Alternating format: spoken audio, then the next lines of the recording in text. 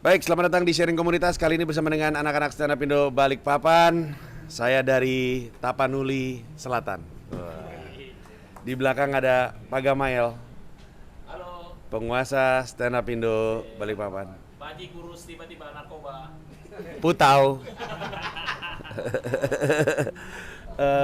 Ini seperti biasa, hari ini mau show Kaum Muda Menue di Balikpapan, menyempatkan diri untuk sharing sama komunitas. Kalau misalkan mereka mau nanya-nanya, gue menyediakan diri, siapa tahu gue bisa bantu. Dan seperti biasa, walaupun lu bukan anak komunitas, tapi bukan berarti lu gak bisa belajar. Jadi ini gue taruh di YouTube. Sekarang saya persilakan anda kepada waktu dan tempatnya. Saya silakan kalau mau nanya. Nanti gue coba untuk jawab kalau gue bisa. Silakan. Mau nanya apa anda? Tuh, nanyanya pakai ini. Oke, izin bang ya. Silakan. Kamu nanya set apaan selingkuh tampan? Galak banget Pak Gamael. Semuanya dididik kayak polisi sama Pak Gamael. Kan kita bukan casis. Oke bang, Kebalik kayaknya. Kebalik. Yang ini mikrofonnya. baru mau saya lucuin tadi. salah. Di atas. Ini. Nah itu dia. Oke. Mungkin soal jualan sih bang sebenarnya. Jualan. Ya kita ini kan open mic kita ini beberapa kali tuh dapat tawaran, tapi tanpa budget bang. Nah sementara kita sudah lama nih open mic dengan budgeting gitu, entah per bulan, per penampilan gitu. Sebenarnya yang mau saya tanya nih, nyikapin penawaran-penawaran itu bang. Misalnya kayak ada yang minta, kadang-kadang gini, kita ditawarin free tapi kita dengan iming-iming ntar kita kasih panggung deh. Sementara teman-teman nih sebagian nganggap kita tuh sebenarnya udah kalau cuman panggung doang ada gitu. Nah cuman belakangan ini kita anyep nih, nggak ada tawaran-tawaran gitu yang berbudget. Nah nyikapin itu tuh gimana bang sebaiknya? Open mic apa stand up? Open mic. Lu open mic selama ini berbayar? Iya, bayar. Hebat. Iya, betul. Iya, kadang-kadang Ya, butuh traffic masa. Iya. Walaupun nggak beli juga sih. Nggak, artinya kalau open mic berbayar itu berarti orang yang nonton bayar gitu. Enggak, Bang. Kafenya yang bayar stand up Indo gitu loh. Kafenya bayar lu pada? Iya. Enggak per komik, Bang, borongan. Iya tahu. Tapi per acara atau per bulan atau? Bulan biasa. Per bulan. Wow. Oke. Kalau pertanyaannya adalah mau kita terusin hanya berbayar atau yang gratis-gratis kita ambil gitu kan? Sebaiknya. Oke. Pertanyaan selanjutnya adalah, lu ngerasa seminggu cukup nggak open mic? Seminggu sekali? Sekarang ngerasanya kurang. Kalau dulu tuh cukup-cukup aja, Bang. Karena salah satu yang gue ceritain ke semua anak-anak komunitas adalah nggak ada yang bilang komunitas stand up itu cuma boleh bikin satu open mic seminggu, nggak ada yang bilang. Kalau mau bikin lebih juga banyak juga nggak apa-apa gitu. Karena susah juga untuk cepat bertumbuh kalau misalkan setiap seminggu cuma bisa satu kali. Mana tiap orang beda-beda lagi. Gamael mungkin jenius, dia seminggu sekali udah cukup.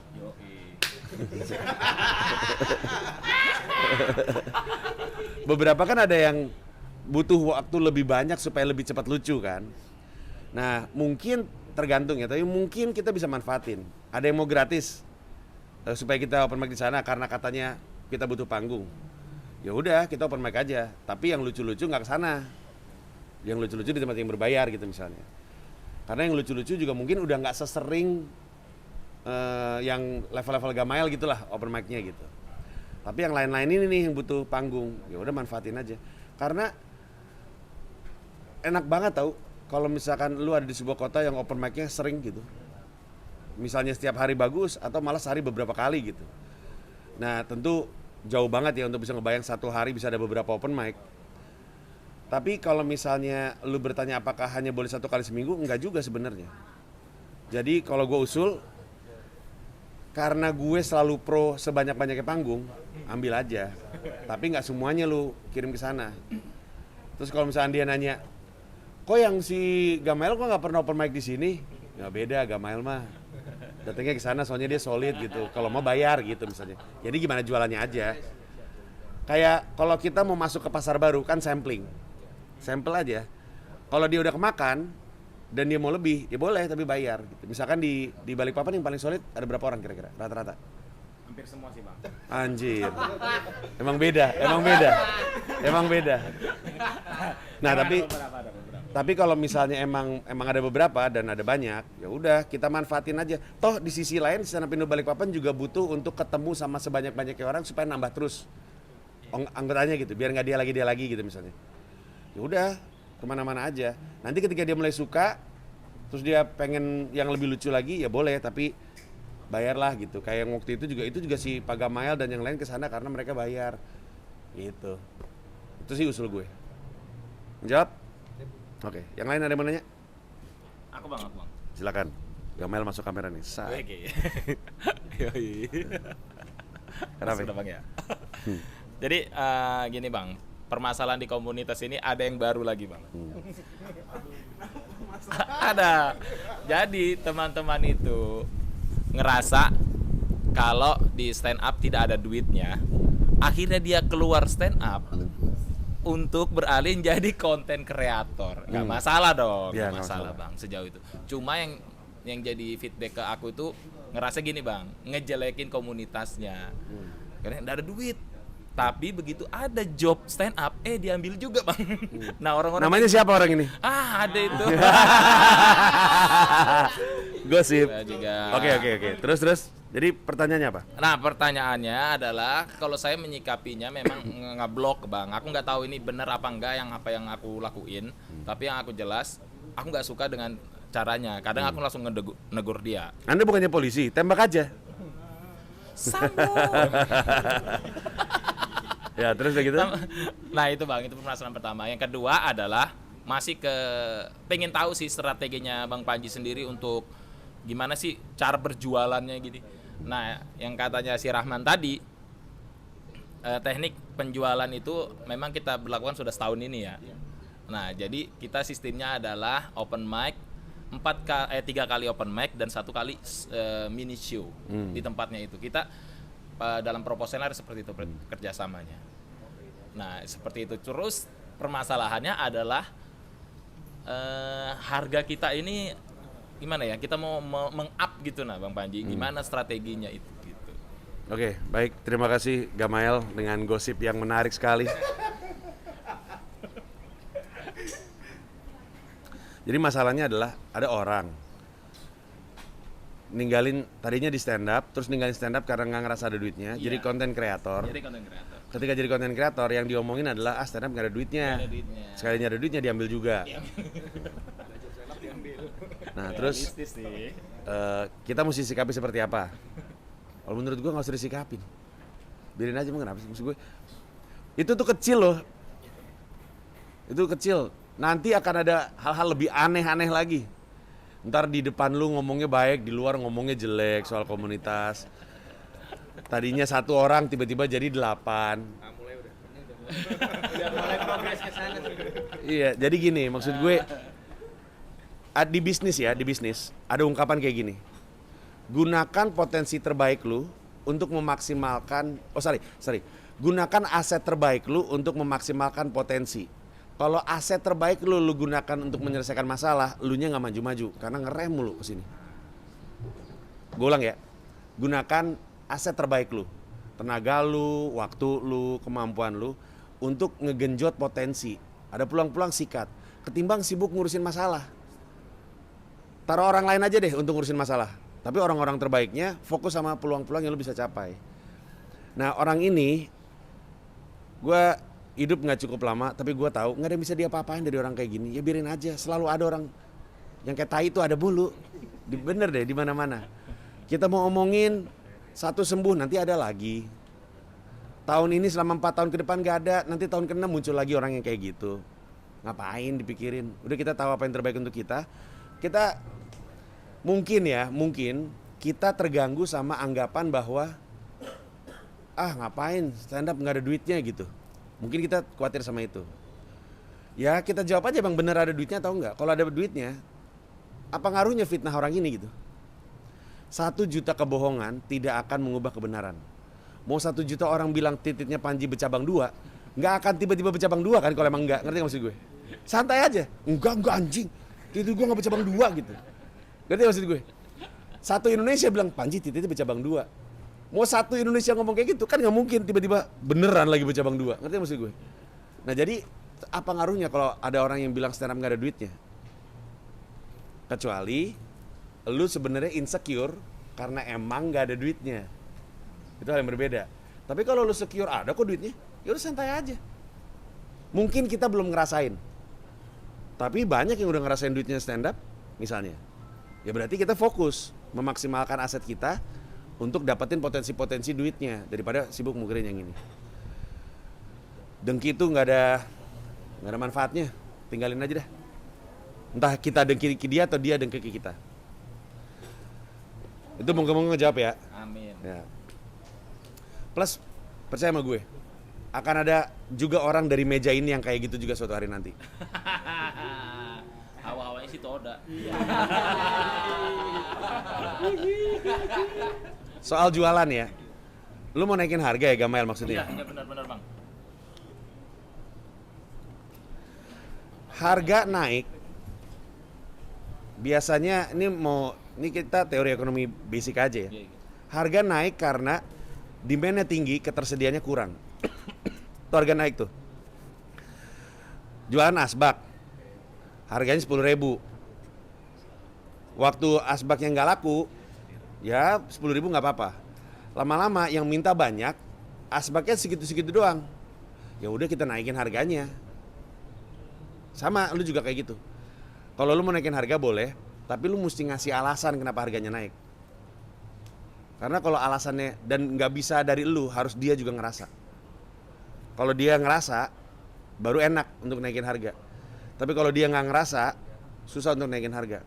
Yang berarti dari 3 open mic plus 1 mini show, ya harus pecah. Harus pecah. Jadi ada buktinya juga. Dan buktinya juga terasa sama dia, misal. Bukan cuman pecah, ternyata penontonnya nambah terus gitu misalnya. Penontonnya nambah terus karena misalnya, ini saran yang selalu gue kasih tahu, nggak ada komunitas yang mau lakuin. Ini orang-orang ini saksinya nih. Setiap sharing dari Jogja sampai kemarin Banjarmasin, selalu gue kasih tahu nggak ada yang lakuin. Penonton lu tambah banyak karena klip-klip lu yang pecah, lu taruh di Instagram, taruh di YouTube, videonya ditaruh di internet. Kenapa? Karena kalau orang cuma tahu lu lucu dengan berharap orang datang ke open mic lu, ya nggak numbuh. Apa bedanya kan sama orang tahu lu dari udah follow Instagram lu, ya kan nggak numbuh. Kalau mau lebih banyak orang tahu lu, ya lu mesti keluar dari Instagram lu, muncul di Instagram orang, muncul di YouTube orang, muncul di podcast orang. Sama stand up juga kayak gitu. Kalau misalkan mau lebih banyak lagi datang ke mini show-nya lu, orang mesti kasih tahu bahwa emang pada lucu-lucu. Cuma masalahnya nih satu Indonesia nih kalau bikin poster acara stand up tuh, kalau promo acara stand up tuh poster doang. Siapa yang mau nonton? Gamail mah terkenal. Ada tulisan Gamail, datang orang. Panji, Andri Sakti gitu mungkin. Nama lu siapa? Ajis. Siapa lu? Ngerti gak maksud gue? Ada poster, ada Ajis, siapa yang mau beli gitu. Tapi kan bukan berarti Ajis gak lucu kan? Tunjukin Ajis lucunya kayak gimana. Gak ada orang mau beli sepatu kalau gak dikasih lihat barangnya seperti apa kan. Ada poster, beli sepatu dong 1 juta. Orangnya nanya, sepatunya kayak apa? Beli dulu ntar gua kasih tahu. Lah aneh lu anjing. Gak ada yang kayak gitu kan. Lihat dulu sepatunya bagus baru gue beli. Sama stand up juga kayak gitu. Nah, cuman pada insecure, pada nggak mau naikin materi stand up. Gue bahkan berani untuk ngomong, siapapun komika yang nggak mau naikin materi stand upnya, ini untuk level-level lu ya. Ini beda nih sama dia yang videonya mah udah gara-gara Suci mah udah kepotong-potong tuh sudah nyebar-nyebar di akun-akun wow ngakak receh gitu-gitu. Dia mah udah tersedia. Ini orang-orang yang pada belum terkenal ini. Alasan lu nggak mau naikin materi stand up lu karena insecure. Lu punya 5 menit lucu, 15 menit lucu dipegang mulu seumur hidup gitu. Padahal lu nggak bisa punya karir kayak gitu. Bang, kalau saya taruh di internet kan masih dipakai. Ya lu nulis lagi anjing. Katanya mau jadi pelawak lu goblok. Masa lu mau jadi pelawak cuma punya 5 menit joke? Marahin aja ini bang. Aku sudah ngasih tahu bang ini, nggak percaya dia bang. Gini, lu mau hidup dari stand up gak sih? Karena makanya tadi gue bilang, kemungkinan besar ada orang yang kayak yang tadi diomongin sama Gamail. Cuman sekarang belum jadi aja. Orang-orang yang pikir dia di sini karena dia senang bikin orang ketawa. Belakangan dia sadar bahwa dia di sini karena dia senang dilihat orang. Dan itu 2 hal yang berbeda. Bajingan-bajingan komunitas yang kalau habis open mic nggak lucu terus nggak kenapa-napa, itu anjing tuh. Pasti ada di sini. Habis open mic nggak lucu, nggak kenapa-napa, nongkrong aja kayak nggak ada masalah. Nah kan, ngerti maksud gue? Kalau lu seneng bikin orang ketawa, gagal bikin orang ketawa tuh kepikiran loh. Kalau emang seneng bikin orang ketawa, anjing kenapa nggak berhasil ya? Tapi kalau lu naik atas panggung, pakai joke yang udah lu pakai 6 minggu berturut-turut, nggak pernah pecah dan nggak kenapa-napa, lu bukan pengen bikin orang ketawa, lu pengen dilihat banyak orang. Nah orang-orang kayak gini biasanya punya 5 menit sampai 10 menit sampai 15 menit materi stand up dan dipegang seumur hidup. Kenapa? Karena dia bukan pengen bikin orang ketawa, dia pengen punya sesuatu untuk bisa dilihat orang terus.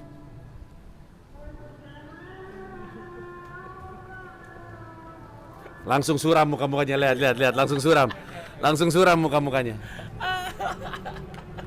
Menjadi stand up comedian itu tuh bagian dari identitas. Orang lucu memang lucu aja. Ada orang udah jadi polisi tapi masih seneng lucu, kenapa? Karena identitasnya memanggil itu. Ada orang udah jadi satpam tapi emang identitasnya lucu, emang senengnya bikin orang ketawa, identitasnya manggil dia. Nah lu mesti jawab pertanyaan ini. Lu tuh emang pelawak atau bukan? Kalau bukan juga nggak apa-apa, keluar aja jadi content creator, nggak apa-apa juga. Nggak apa-apa, mau ngomongin stand up gak ada duitnya, nggak apa-apa juga. Cuman, lu lagi bersama dengan orang-orang yang pengen bikin orang lain ketawa. Udah itu doang. Nah jadi nulis joke baru, naikin joke baru, latihan sesering mungkin. Buang materi stand up lu ke, nggak buang sih. Gua aja naro beat Shanghai di internet masih gue pakai. Dunia tuh luas, gue yakin Balikpapan juga luas. Emang semua orang kenal lu, bang nanti orang tahu nih saya udah pernah pakai. Anjing berapa orang sih yang tahu lu setan? Aneh-aneh aja. Aneh-aneh aja, bang. Tapi ntar orang udah denger. Siapa yang tahu lu bangsat? Nggak ada. Udah, taruh aja di internet supaya orang tahu lu seperti apa. Supaya orang datang ke acara lu. Supaya acara lu makin rame, makin ngebludak. Yang punya tempat juga sadar, anjing. Gue mesti siap-siap nih bentar lagi harga naik, dan bener. Biasanya dulu zaman gue nge-MC, kalau gue nge-MC 1 juta, gue kasih performa 3 juta. Supaya setiap kali, lain kali gue bilang naikin dong 3 juta, mereka ngerasa masuk akal. Habis dibayar 1 juta, performanya 3 juta. Gue digaji 3 juta, performanya gue kasih 5 juta. Biar kapan-kapan gue bilang naikin dong 5 juta. Oh ya bener masuk akal. Tapi kalau dibayar 1 juta, performance 1 juta, suatu hari lu minta 3 juta, orangnya nanya kenapa? Digaji 1, performance 1, beri lebih dari yang dibayarkan kepada lu. Gue nge-MC 1 juta nih, listrik mati, gue tetap ngoceh, gue selamatin keadaan. Ada masalah, gue bantu. Lakuin lebih dari yang dibayarkan, supaya suatu hari ketika lu minta duit lebih, masuk akal. Cuman kan kebanyakan orang gitu, dibayar 1, performa 1, tiba-tiba minta 5. Apa alasannya gue kasih 5? Karena gue layak dibayar 5. Mana buktinya anjing, gue gak pernah lihat. Nah dalam acara lu itu yang tadi Gamel nanya, kita mesti buktiin bahwa ketika lu nambahin fee emang masuk akal.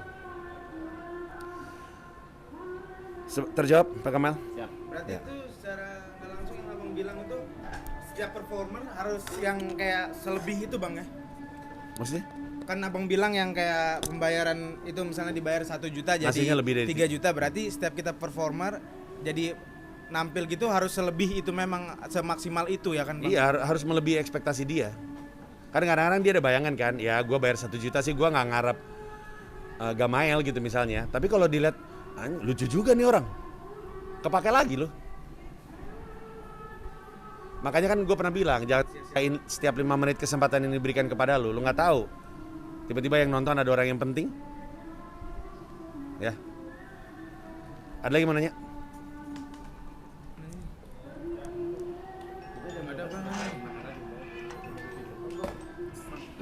Siapa mau nanya? Ya silakan. Caranya ngelatih improv waktu di panggung bang. Caranya apa? Ngelatih improv waktu di panggung. Karena kan banyak komik itu kalau udah apalagi materi baru bang, terus kadang kesuka lupa gitu. Caranya mau nyelamatin keadaan itu bang. Siapa nama lu? Gopi. Gopi. Iya. Siap-siap ya. Pegangan nih. Lu mau nanya sama gue gimana caranya latihan untuk improvisasi di atas panggung kan? Kalau open mic, nge-MC sendirian. Open mic lu MC berapa? Salah. Ngapain? Gue tanya, ngapain? Ngapain open mic nge-MC-nya berdua? Nggak membantu lu menambah skill sebagai komika kan? Emang lu stand up berdua? Sendiri dong. Sendiri kan? Kalau lu nge-MC-nya berdua ketika lagi open mic, yang lu latih apa? Nggak ada hubungan sama stand up, itu pasti yang lu latih kemampuan nge-MC. Job yang lu dapat pasti job MC. Tapi nggak ngebantu apa-apa untuk stand up. Lain kali ada kesempatan open mic, gue nge-MC dah, sendirian. Karena mau nggak mau, lu belajar untuk nanggepin komika sebelumnya, lu belajar untuk dapetin perhatian penonton, lu belajar untuk nanggepin apa yang ada di depan mata lu. Ada masalah di sana, lu belajar untuk jadiin itu lucu. Nge-MC open mic sendirian membantu lu jadi komika yang lebih baik. Masalahnya sekarang adalah nge-MC sendirian garing. Jadi dibilang, gue berdua aja lah, biar lucu. Enggak, kalau yang satu lagi tetap nggak lucu, jadinya nggak lucu berdua. Bener kan? Meragukan gue sebagai founder, gila kali lu. Ada ilusi tolol di komunitas yang membuat seakan-akan kalau dua orang nggak lucu digabung jadi satu, jadi lucu. Nggak lucu tambah nggak lucu jadi lucu, enggak. Nggak lucu tambah nggak lucu jadi banyak yang nggak lucu. Udah mah banyak yang nggak lucu, nggak membantu dia jadi stand up comedian. Sendirian. Cobain aja, susah memang. Tapi kan emang itu yang lagi dipelajarin. Lu belajar untuk crowd work. Nanti malam lihat gue. Setengah jam sendiri gue crowd work. Pelajarin apa yang gue lakuin. Anak-anak di Markas Comika juga sekarang nge-MC disuruh sendirian. Kecuali LOL nih, gue gak ngerti nih kenapa masih berdua nih. Harusnya sendirian. Di Markas Comika semua open mic itu satu hostnya. Mereka udah mulai bisa tuh, Ristek, Odi. Harus dibiasain. Kalau nggak susah. Pengen jadi stand up comedian atau pengen jadi MC? Pengen jadi stand up comedian kan? Ya udah yang diasah kemampuan stand up. Beneran deh, coba bilang, coba diobrolin di antara lu. Bener nggak sih Panji? Masuk akal nggak? Kalau masuk akal, coba dimulai. Dan kalau lu mulai belajar nge-MC open mic sendirian, disitulah mulai mengasah kemampuan improvisasi. Paling gampang untuk memulai adalah ngomentarin yang tadi. Jadi lu tuh nge-MC tuh fokus, lu liatin apa yang mau gue bahas dari ini orangnya. Naik atas panggung, itu tadi si Sinyo ngomongin soal polisi tidur. Terus lu ngoceh, ngomentarin, atau lu celah itu orang. Lama-lama kasah. Aman? Oke. Apa lagi? Andri Sakti ada yang mau disampaikan? Apa lagi? Silakan. Mau nanya bang, katanya kayak apa jadi openernya Panji. Opener lokal gue siapa? Novian. Oh belum ada ya? Dia kemarin LKS bang. Oke dia. Oke, salah. Oke. Siapa yang mau nanya lagi? Silakan. Kalau orang yang tadi udah nanya mau nanya lagi juga boleh. Bebas. Bang, kalau menurut abang sendiri stand up ini berapa tahun ke depan lagi masih aman? Aman dalam konteks apa? Dari ketersinggungan atau? Enggak, industrinya. Oh. Wah itu jawaban hanya bisa dijawab secara kolektif. Kalau kata Chris Rock, industri stand up comedy hanya akan sekuat pelaku-pelakunya. Pelakunya lemah, industrinya lemah. Pelakunya kuat, industrinya kuat. Ya kalau kita mau berharap stand up comedy ada terus, kitanya mesti bagus terus. Tapi itu berarti, itu ada konsekuensinya tuh. Kita pengen industri stand up ada terus, kitanya mesti kuat terus. Ada konsekuensinya, kitanya nulis terus, kitanya open mic terus, kitanya mengasah diri terus. Lu malas-malasan, nggak akan. Kita ngomongin konteks kecil aja di balik papan, baru kita ngomongin nasional. Kalau mau panjang, mesti nambah orang, dan mesti nambahin diri kita juga. Nambah jumlah dan nambahin kapasitas gitu. Sekarang ada berapa anak stand up Indo Balikpapan? Kurang lebih 20. 20 tuh di grup WhatsApp atau? Grup WhatsApp.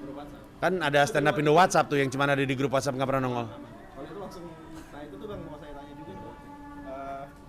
Ini. Oke.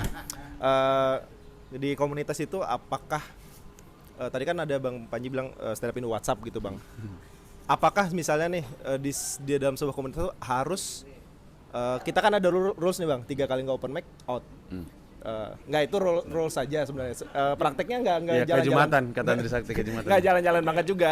Cuman aku sih ngerasa kayaknya di komunitas mungkin kita perlu orang yang dia nggak harus stand up gitu. Ya mungkin ngurusin finance, dia ngurusin sound gitu. Iya, ngurusin event dan lain-lain gitu bang. Apakah itu kita akomodir juga dalam komunitas atau kita hanya nampung yang stand up aja? Kalau gue sih selama masing-masing sepakat soal role masing-masing sih bebas-bebas aja. Yang jadi masalah kan kadang-kadang ada yang ada di grup WhatsApp nggak pernah stand up, maunya cuman, malah ada yang cuman mau nge-MC nggak pernah mau stand up. Ada yang cuman kalau ada acara nongol, kalau nggak ada acara nggak nongol. Iya, nah sebenarnya sih gimana kesepakatan lu aja. Memang gue setuju. Setiap komunitas tuh butuh ada yang mau melakukan hal-hal administratif. Tapi kita juga mesti cek dulu, jangan-jangan kita minta dia untuk melakukan hal administratif, tapi dia sebenarnya masih pengen stand up. Tapi kita nggak kasih ruangnya, kan beda lagi tuh. Sebenarnya sih dibalikin ke setiap komunitas. Cuman pertanyaan besarnya adalah kalau dia nggak mau stand up, tapi terus dia ngapain masih di sini? Ini kan komunitas untuk stand up comedian. Kalau dia kemudian bilang, guys, gue cinta banget stand up, tapi gue udah berdamai sama diriku sendiri. Gue nggak bisa stand up, tapi gue pengen ada di sini. Boleh nggak gue ngurus? Nah itu nggak apa-apa. Silakan aja. Ada lagi mau nanya? Nggak mau duduk?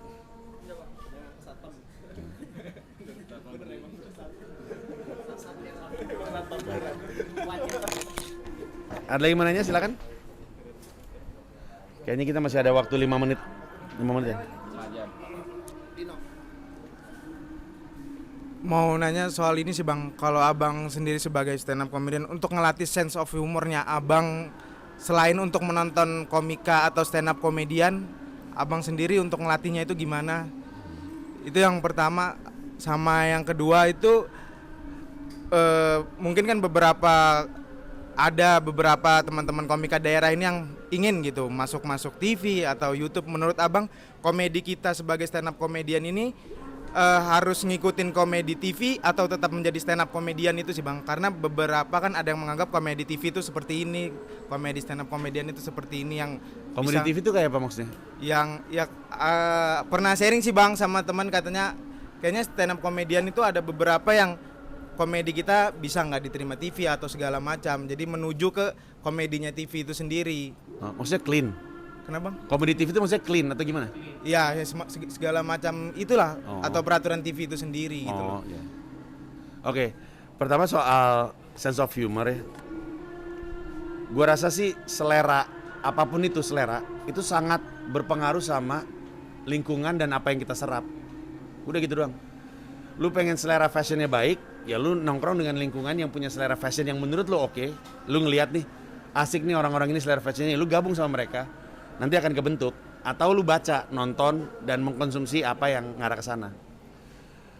Gua rasa selera humor gue juga kebentuk karena gue selalu dikelilingin sama orang-orang lucu.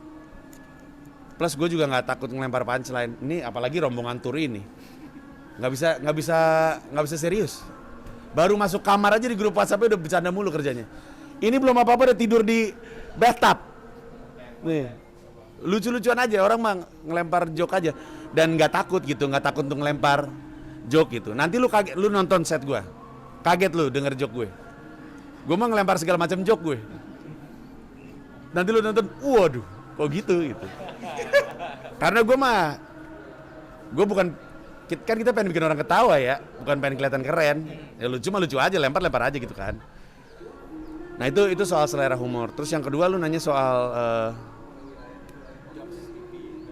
jobs. Jadi kan gini ya, jangan kan ngomongin TV.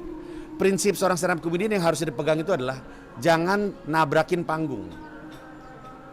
Kalau panggungnya seperti ini, jangan lu tabrak dengan joke yang gak sesuai.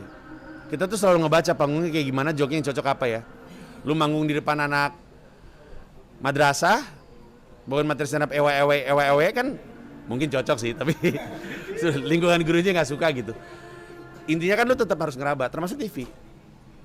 Nah lu mau masuk TV harus punya set yang cocok untuk TV. Bukan berarti harus berubah jadi hanya punya set TV gitu kan maksud gue. Sesuaikan aja. Lagian di awal-awal karir kita ya, sebelum kita hidup dari karya, kita hidup dari job. Mesti disesuaikan. Sampai level bahkan ada, kalau gue sih nggak mampu. Ada yang jobnya disesuaikan sama perusahaannya bayar dia. Bikin materi stand up tentang listrik ya. Oh iya siap. Disesuaikan, nggak ada padahal. Iya kan sering kayak gitu. Ada job untuk ATM. Bikin materi stand up tentang ATM ya, ada pembahasan ATM ya. Oh ya udah ada gitu. Namanya juga kerja. Nah, kalau lu pengen hidup dari stand up, awalnya itu bukan karya yang menghidupi kita, tapi job.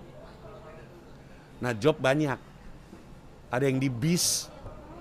Masa nggak disesuaikan? Iya dong. Ada yang di food court. Masa nggak disesuaikan?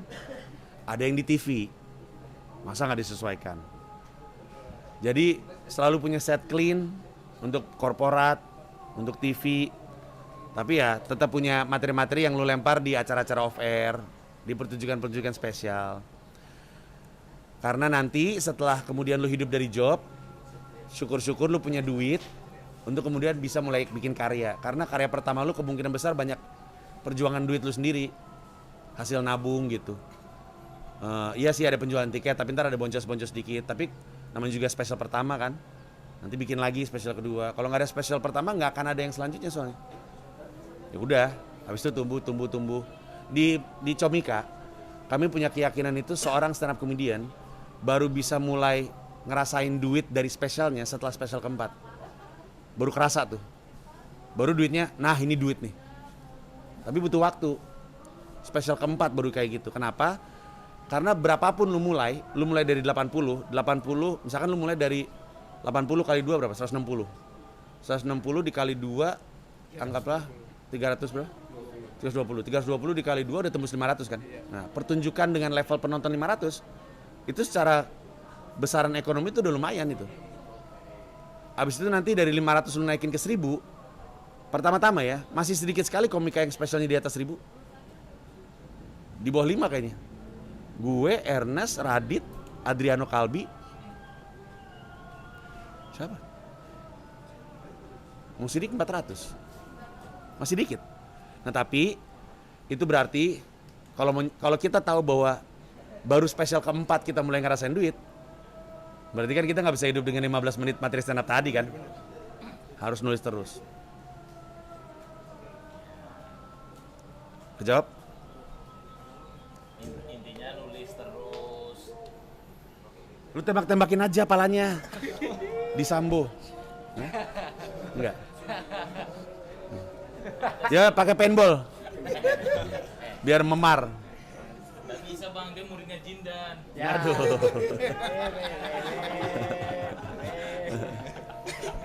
Mungkin pertanyaan terakhir kali ya. Ya, pertanyaan terakhir. Boleh. Ambil lagi tuh. Caranya Kebalik. nge-handle Ya. caranya nge-handle heckling bang, karena kan ada biasanya kalau orang-orang penonton tuh penonton race bang, apalagi komika yang datang bukan siapa-siapa bang, butuh keberanian buat nge-handle orang ini nah bang.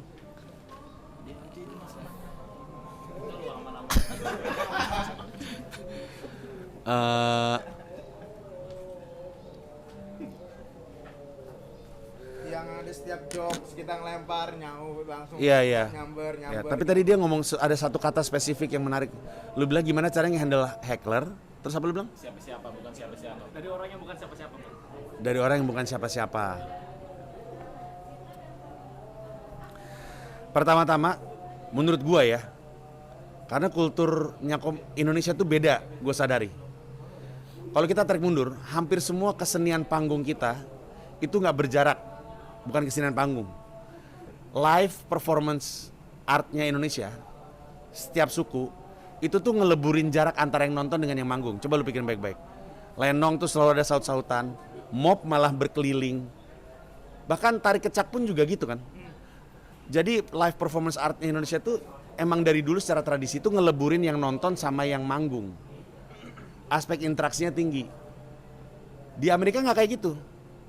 Di Amerika setiap kali ada yang nge-heckle adalah karena pengen ganggu.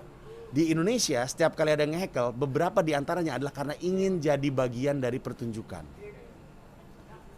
Berarti bukan orang jahat. berarti jangan dihajar. Nah, ini satu hal yang penting, nggak semua yang nge-hack lo tuh jahat. Ada juga emang nggak bisa ngerem mulut. Gue itu pernah stand up, kebetulan di Munich nih kejadiannya, tapi gue lagi stand up. Di antara penonton ada ibu-ibu yang, that's right, very true, so right, yes. Sepanjang pertunjukan kita kegagu ya, apaan nih ibu-ibu? Tapi ibu-ibu ini nggak berniat untuk nge-hackle. Nah jadi kita mesti cermat untuk ngelihat mana yang mesti kita handle dan yang nggak mesti kita handle. Kalau emang tidak berniat jahat nggak apa-apa, berarti pengen lucu aja. Nah, yang paling menarik adalah ketika lu bilang bukan siapa-siapa. Tadi tuh gue ada satu kata tapi gue lupa tadi lu ngomong apa. Tapi intinya adalah sebenarnya kalau naik atas panggung itu kita nggak boleh insecure. Kita tuh harus nyaman ketika kita nggak lucu.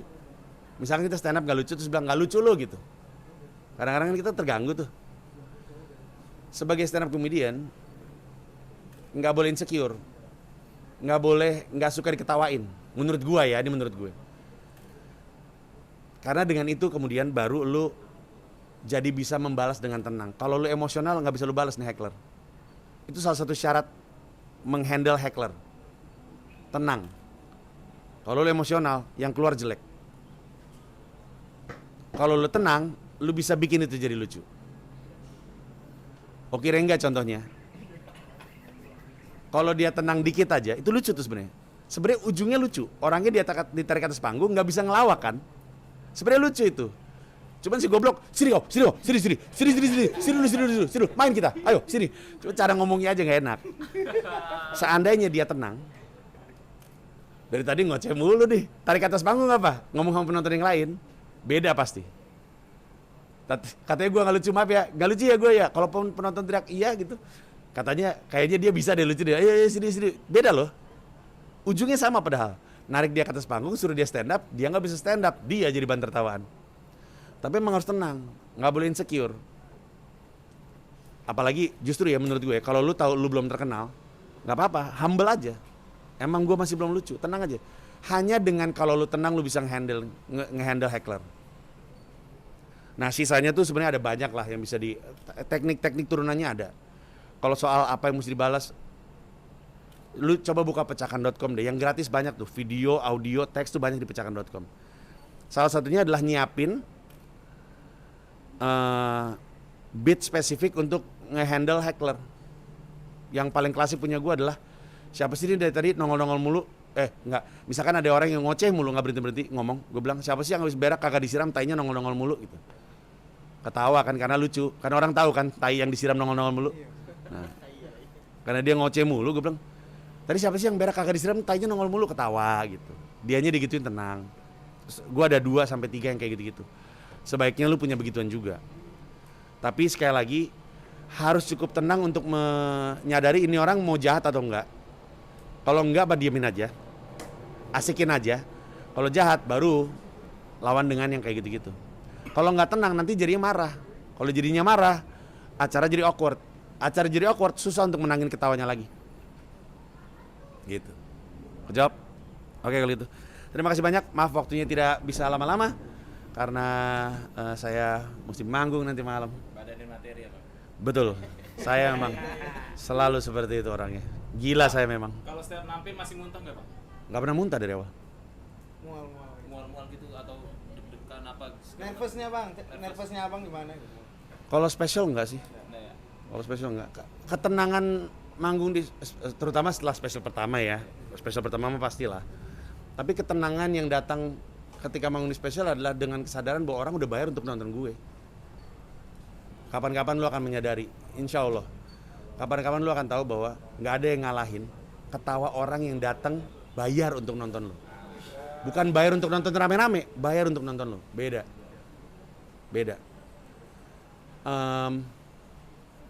Walaupun level pecahnya mungkin beda ya tiap komika ya. Tapi kalau kita manggung, orang bayar untuk nonton kita, terus kita dengar ketawanya, di kita itu beda. Karena di spesial tuh kita lagi jadi kita. Udah gitu doang. Kita lagi jadi kita, diterima dalam bentuk ketawa. Enak banget. Nah lama-lama, susah gue udah 9 spesial. Lama-lama, justru lu gak sabar. Ini yang paling nyebelin dari tour ini.